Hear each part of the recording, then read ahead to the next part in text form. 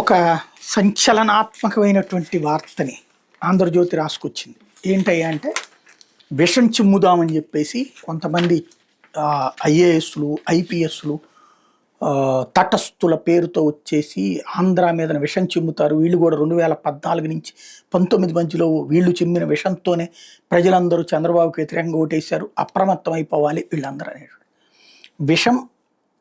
జర్నలిజపు విషం చిమ్మేటటువంటి ఒక విషపు పురుగు మేధావులని విష పురుగులుగా చూపించే ప్రయత్నం చేస్తుంది.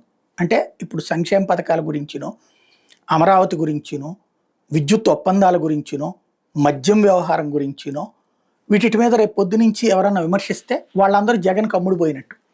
అదే ఆంధ్రజ్యోతి బాబు గారికి అమ్ముడుపోయినట్టు కాదు. అది ఇక్కడ విచిత్రం.